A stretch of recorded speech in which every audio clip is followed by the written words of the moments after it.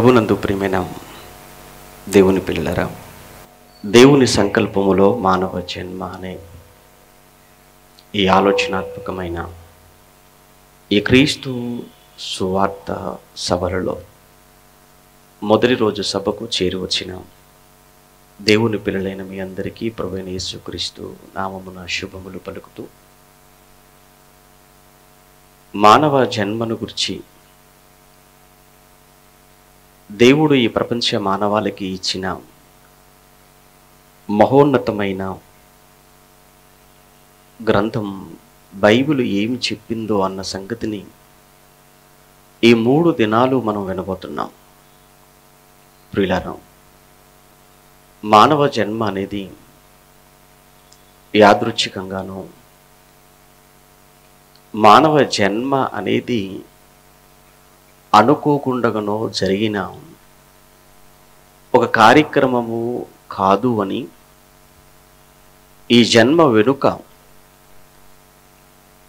సంకల్పం ఉందని, ఆ సంకల్పం దేవునిది అని, అది ఎంత గొప్పదో అనేకమైన విషయాలు ఈ 3 దినాలు మనం వినబోతున్నాం. ప్రియులారా, దేవుని సంకల్పము అనే మాటకు ఉద్దేశము, మానవ జన్మ వెనుక దేవుని ఉద్దేశము ఏమై ఉన్నది? దేవుడు సృష్టిని చేశాడు. ఈ సృష్టిని చేయటంలో దేవునికి ఉద్దేశం ఉంది. సృష్టి నిర్మాణములో దేవునికి ఉద్దేశం ఉందన్నది ఎంత నిజమో, ఈ సృష్టిలో గొప్పదైన మానవ జన్మ వెనుక కూడా దేవునికి సంకల్పము, దేవునికి ఉద్దేశము ఉంది అన్నది కూడా అంతే వాస్తవం. ఈ 3 రోజుల సభలు పెట్టటంలో, నిర్వహించటంలో ఒక ఉద్దేశం ఉంది. ఈ సభలకు మీరు రావడంలో ఒక ఉద్దేశం ఉంది. మీరు చేసే ప్రతి పని వెనుక మీకంటూ ఒక ఆలోచన ఉంటుంది, మీకంటూ ఒక సంకల్పం, మీకంటూ ఒక ఉద్దేశం ఉంటుంది. అటువంటప్పుడు ఇంత గొప్పదైన ఈ సృష్టి నిర్మాణములో కానీ, ఈ సృష్టిలో గొప్పదైన మానవ జన్మ వెనుక ఏ ఉద్దేశము లేదు అని కానీ, ఏ సంకల్పము లేదు అని అనుకోవడం కానీ, అది అజ్ఞానమే తప్ప అది విజ్ఞానం అనిపించుకోదు. ప్రియులారా, ఒకసారి మనం ఉన్నటువంటి సృష్టిని మనం ఆలోచించే ప్రయత్నం చేద్దాం. ఈ సృష్టికి మూలం, ఈ సృష్టికి ఆధారం, ఈ సృష్టి ఏర్పడటానికి కారణం ముమ్మాటికి దేవుడు. ఇది ఎవరు కాదనలేని వాస్తవం. ఎవరో కొద్దిమంది నాస్తికులైన వారు, దేవుని మీద నమ్మకం లేని వారు, భౌతికవాదులైన వారు మాత్రం ఈ సృష్టి దానికదే వచ్చింది, సృష్టి వెనుక సృష్టికర్త అంటూ ఎవరు లేరు, దేవుడు అనేటువంటి ఈ పదమే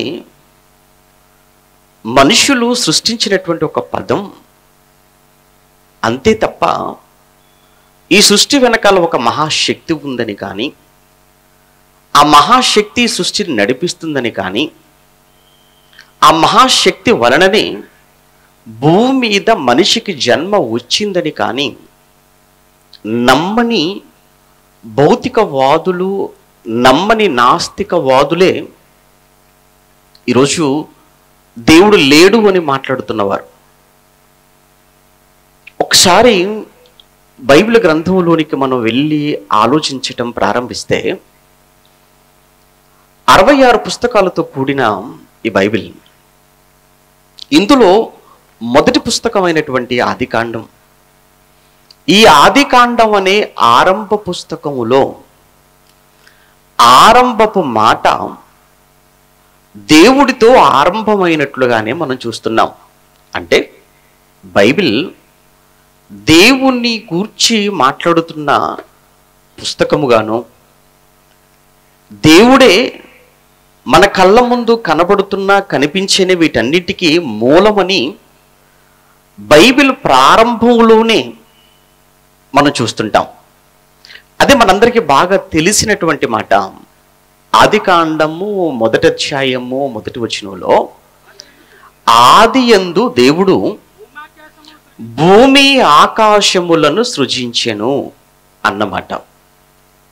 ఆదియందు అన్నాడు. ఆది అనే మాటకు అర్థం ఆరంభము అని. ఆరంభంలో దేవుడు, ఆ దేవుడే ఈ భూమి ఆకాశములను లేదా ఈ సృష్టిని సృజించినవాడు, కలుగ చేసినవాడు అని ఈ మొట్టమొదటి మాటతోనే బైబిల్ అనే ఈ గ్రంథం ప్రారంభమైంది అన్న సంగతి మనకు కనబడుతుంది. ఆదియందు దేవుడు ఆదిలో ఉన్నవాడా అంటే దేవుడు ఆదిలో ఉన్నవాడు కాదు, ఆదికి ముందున్నవాడు దేవుడు. ఆదికి ముందున్న కాలాన్ని అనాది కాలము అని బైబిల్ చెప్పటం మరో చోట మనం చూస్తుంటాం. ఆది అంటే ఆరంభం. ఏ ఆరంభము? సృష్టి యొక్క ఆరంభం, సృష్టి యొక్క ప్రారంభం. సృష్టి యొక్క ఆరంభాన్ని, సృష్టి యొక్క ప్రారంభాన్ని ఆదిగా మనం చూస్తుంటే ఆదికి ముందు ఏమీ లేదా? ఉంది. ఆదికి ముందు పరలోకం, పరలోకంలో దేవుడు, దేవదూతలు. సృష్టికి ముందు మనం చూసేటువంటి సంగతులు బైబిల్లో దేవుడు, దేవునితో పాటు యేసుక్రీస్తుల వారి గురించి కూడా రాయబడిన ఒక అద్భుతమైన మాట యోహాను సువార్త 1వ అధ్యాయం 1వ వచనంలో, యోహాను సువార్త 1వ అధ్యాయం 1వ వచనంలో ఆదియందు వాక్యము ఉండెను. ఒక్కసారి ఆదియందు దేవుడు భూమి ఆకాశములను సృజించెను అని మొట్టమొదట బైబిల్లో మనం ప్రారంభపు మాటగా మనం చదువుకున్నామే. అలానే యోహాను సువార్తికుడు తను రాస్తున్నటువంటి సువార్తలో తాను కూడా మొదటి మాటగా ఆదియందు వాక్యము ఉండెను అన్నాడు.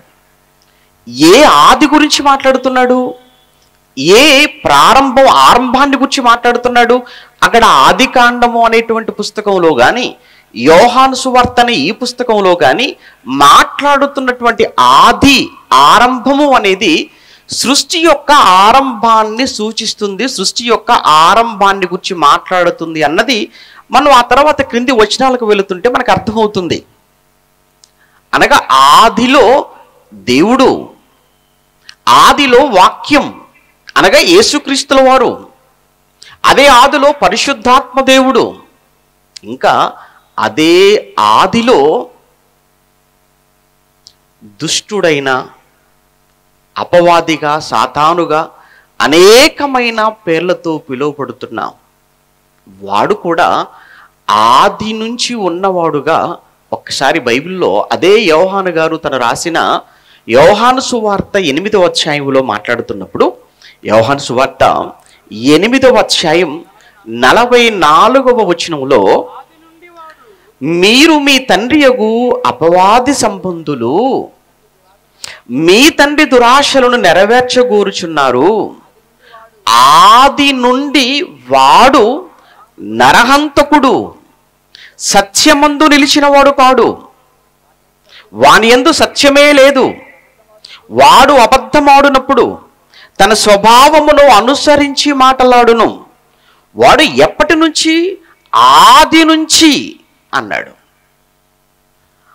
ఆదిలో సాతాను దుష్టుడైన వాడు కూడా ఆదిలో ఉన్నవాడుగా మనకు కనబడుతున్నాడు. ప్రభునందు ప్రేమన దేవుని పిల్లలారా, ఇక్కడ మాట్లాడుతున్న ఆది మీకు ముందే చెప్పాను కదా, ఈ ప్రారంభం, ఈ ఆరంభం సృష్టి యొక్క ఆరంభం.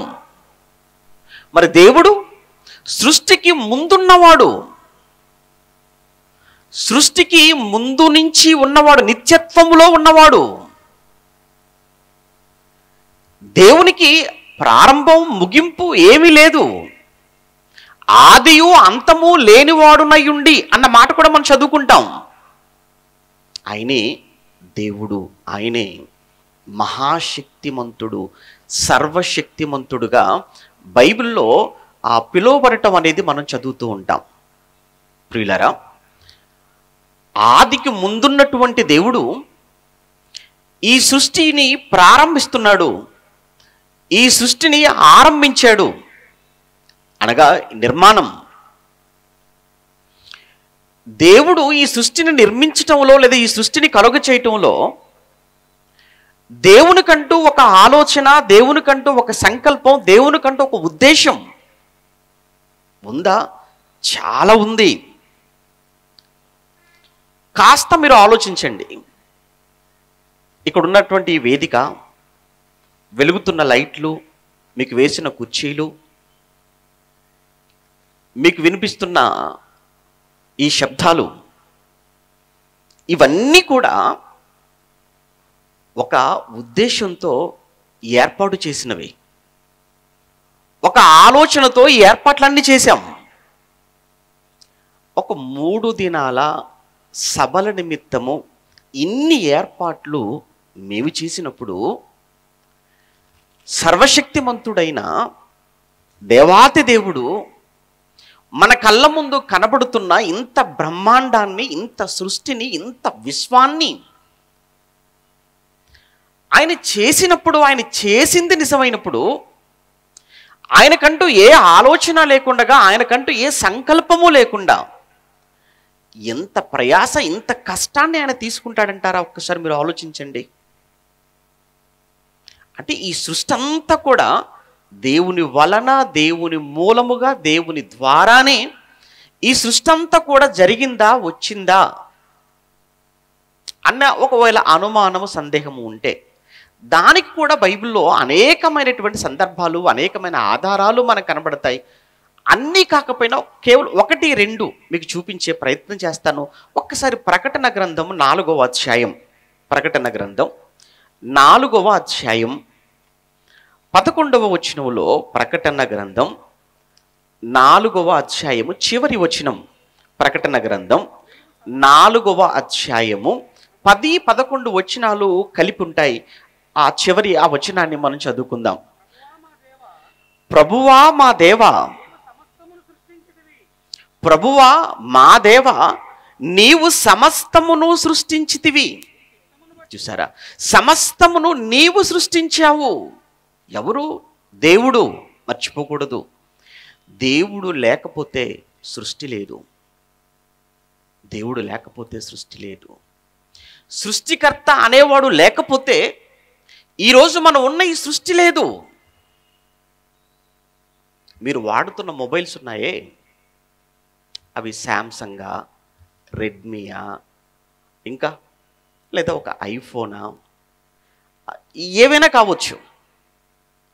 ఒకవేళ మీరు వాడుతున్నటువంటి ఒక రెడ్మీ ఫోన్ అయినా, లేకపోతే ఒక శాంసంగ్ మొబైల్ అయినా, శాంసంగ్ అనేటువంటి ఒక సంస్థ లేకపోతే, తయారు చేసే ఒక కంపెనీ, ఆ సంస్థ లేదు అంటే ఆ శాంసంగ్ మొబైల్ ఏంటి?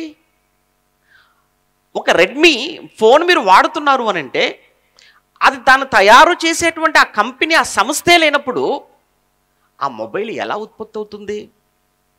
మీరు వాడేటువంటి ఒక ఎల్జీ ఒక టీవీయా, మీరు ఇంట్లో మీరు వాడుతున్నటువంటి ఏసీలా, ఒక కూలరా, ఒక వాషింగ్ మిషన్, ఏదైనా కావచ్చు. వాటిని తయారు చేసినటువంటి వ్యక్తులు లేదా వాటిని తయారు చేసిన కంపెనీలు, ఆ కంపెనీలు లేకపోతే, ఆ కంపెనీలలో 100 మంది వర్కర్స్, కార్మికులు పనిచేయకపోతే ఇవన్నీ ఉత్పత్తి కావు, ఇవన్నీ మన కళ్ళ ముందుకు రావు అన్నది మినిమం సెన్స్, కనీస జ్ఞానం. మరి అటువంటప్పుడు మన కళ్ళ ముందు కనబడుతున్న ఇంత సృష్టి, ఈ సృష్టి అంతటి వెనుక ఒక సృష్టికర్త లేడు, ఎవరూ లేరు. అది దానికదే వచ్చేసింది, దానంతటదే ఏర్పడిపోయింది అని ఏవో కబుర్లు చెబితే ఎలాంటి నమ్మటం, ఎలాంటి నమ్ముతున్నారు మీరు ఆలోచించండి. కనీసం లేదు.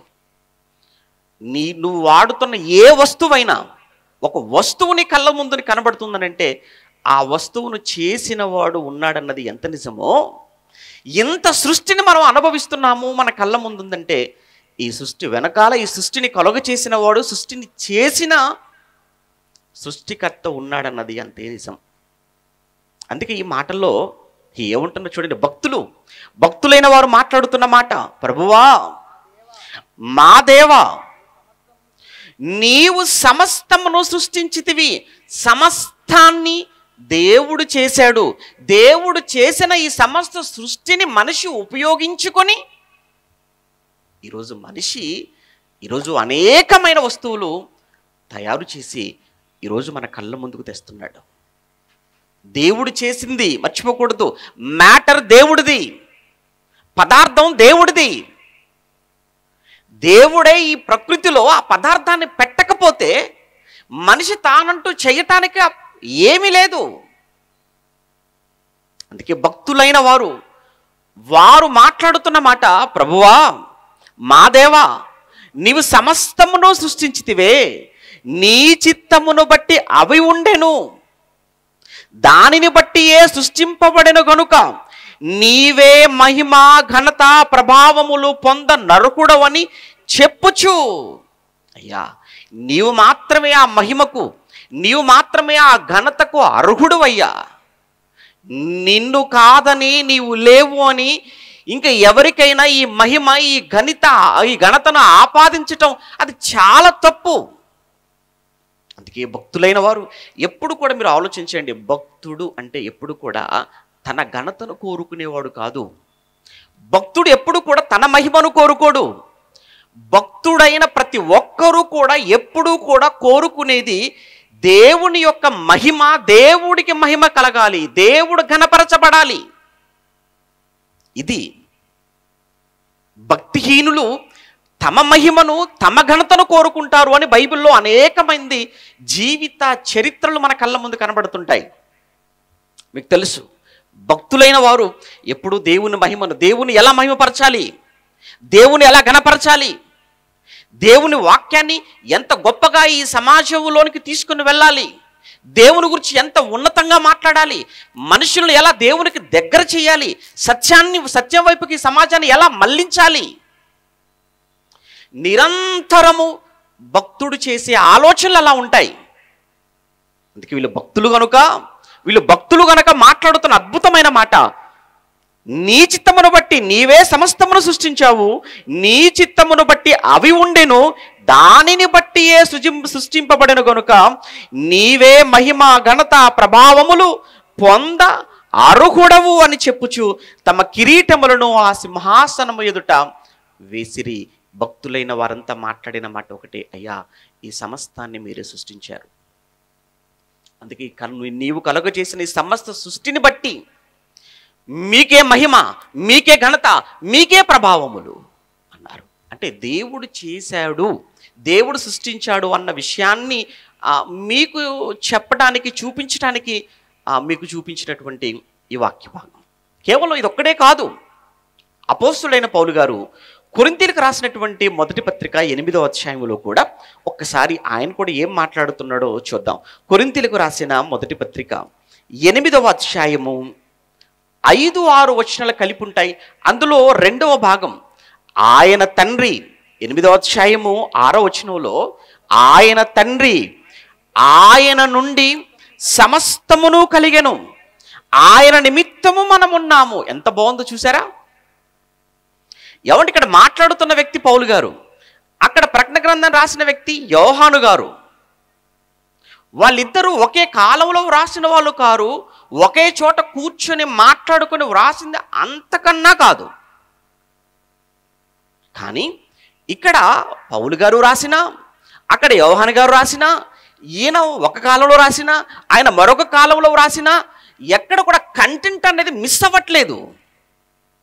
కాంట్రడిక్షన్స్ అనేవి మనకు కనిపించడం లేదు.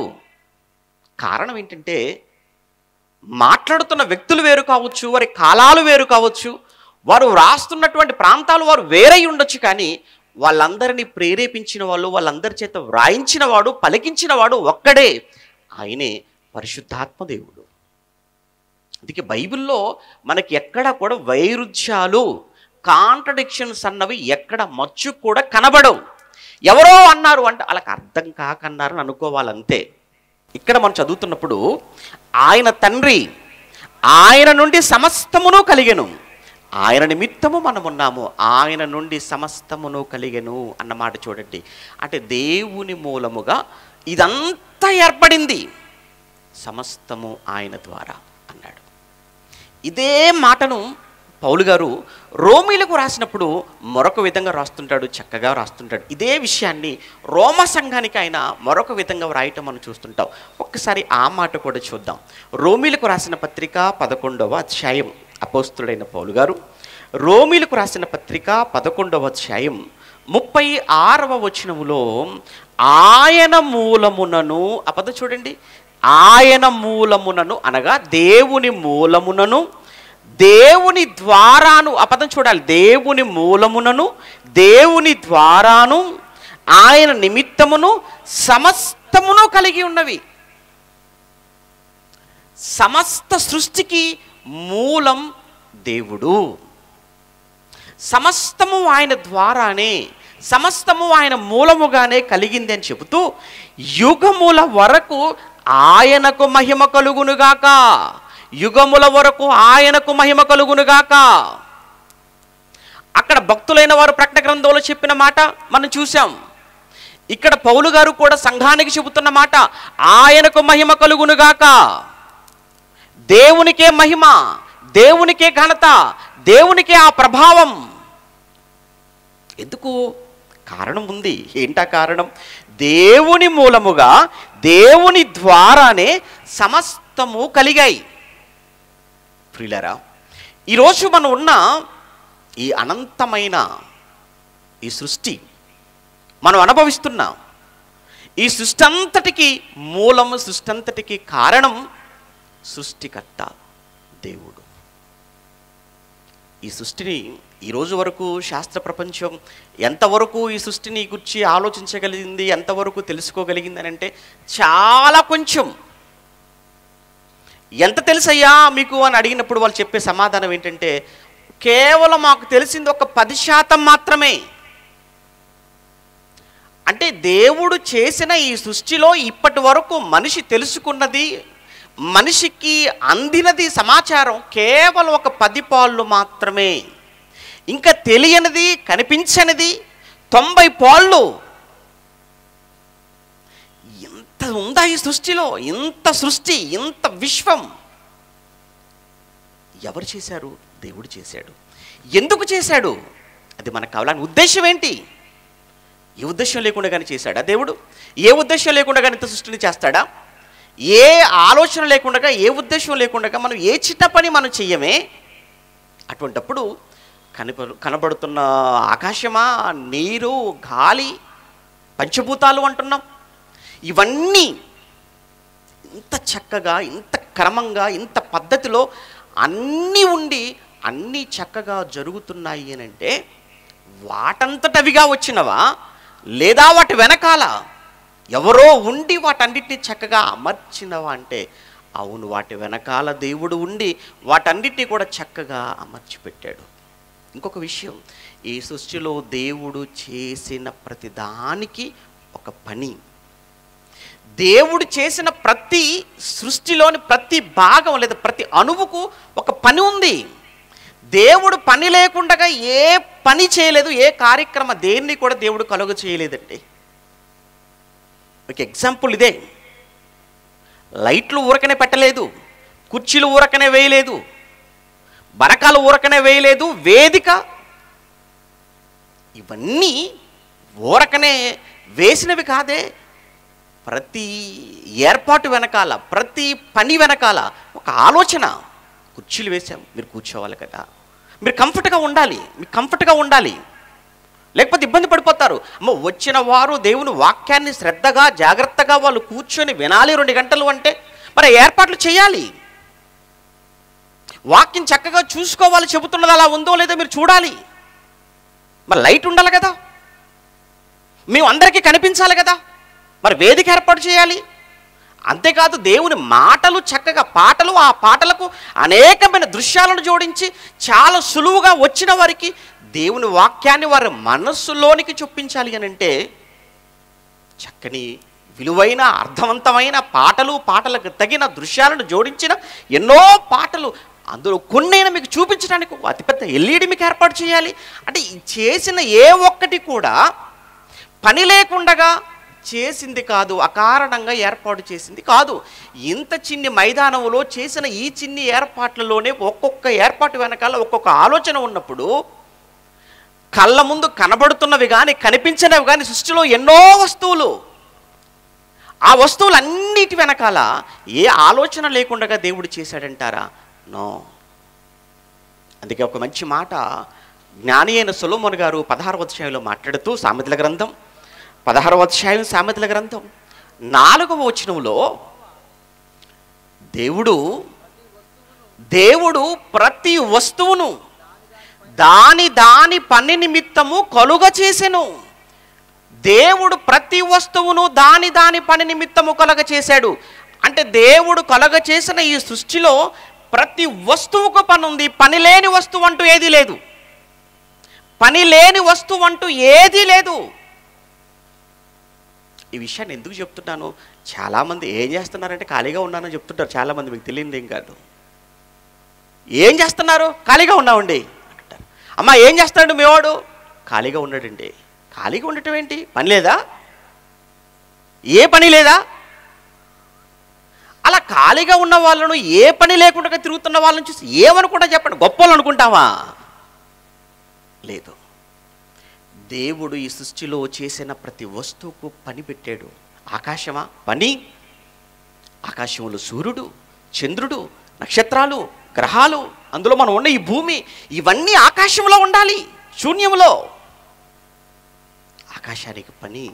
భూమి మనుషులు నివసించడానికి యోగ్యమైనదిగా దేవుడు భూమిని చేశాడు, దానికి పనితోనే చేశాడు.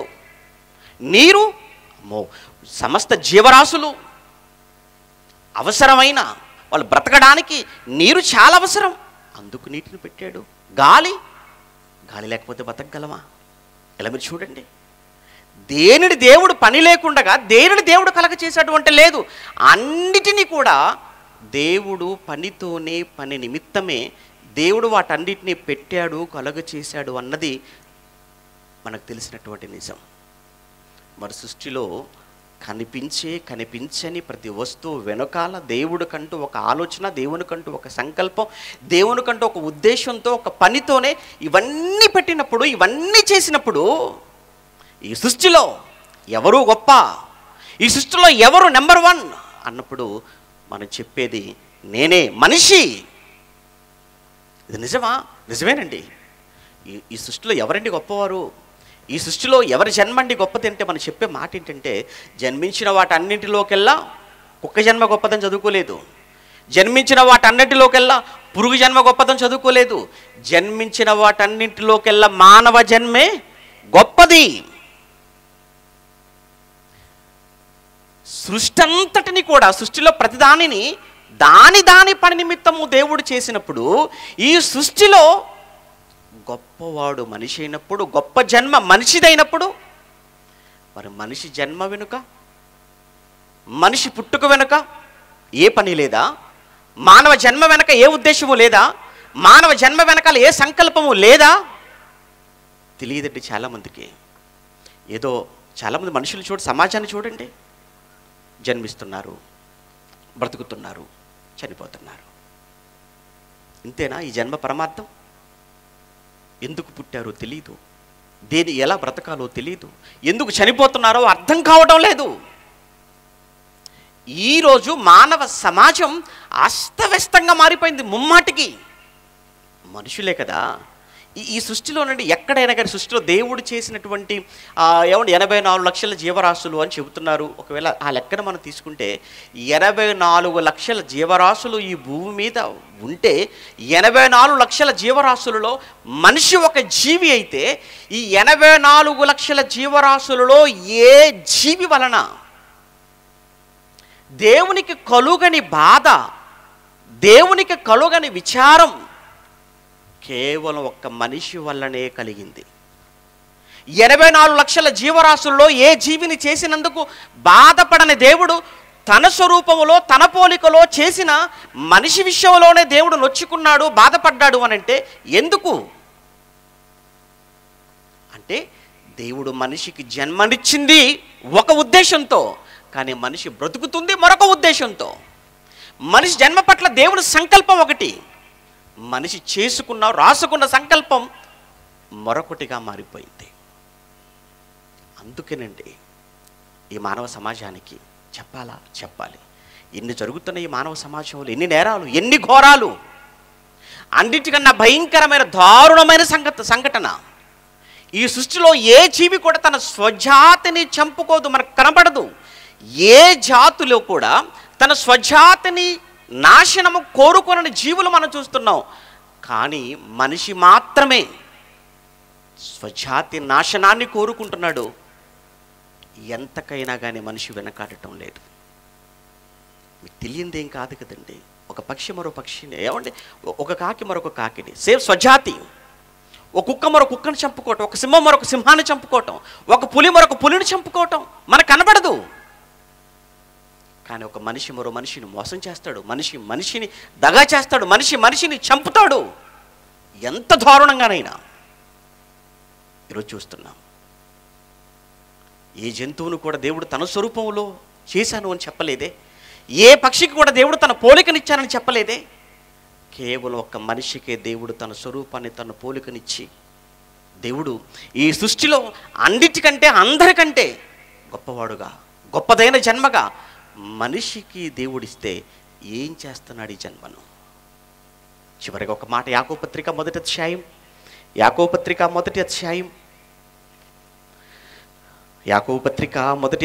17వ వచనంలో, యాకోబు పత్రిక మొదటి అధ్యాయం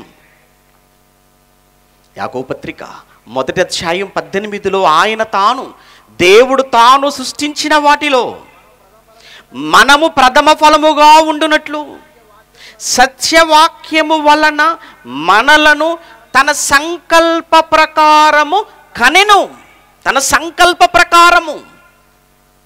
సంకల్పంలో దేవుడు ఈ సృష్టిలో మనమే రాజులుగా ఉండాలి అని దేవుడు కోరుకున్నాడు.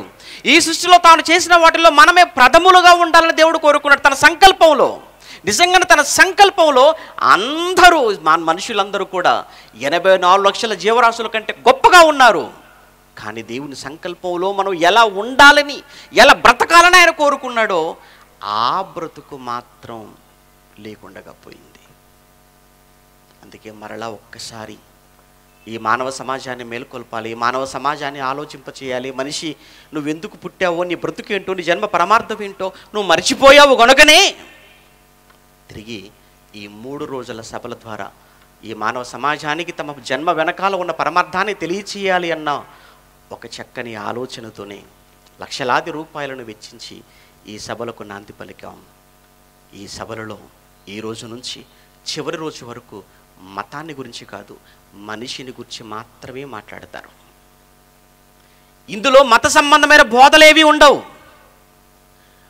మనిషికి జ్ఞానాన్ని, మనిషికి ఉపదేశాన్ని, మనిషి యొక్క మనసును మార్చే, మనిషిని మనిషిగా బ్రతకమని చెప్పే సంగతులు తప్ప మతాన్ని గురించి, ఎదుటి వ్యక్తి యొక్క విశ్వాసాన్ని గురించి మాట్లాడేటువంటి ఒక్క మాట మీరు వినరు.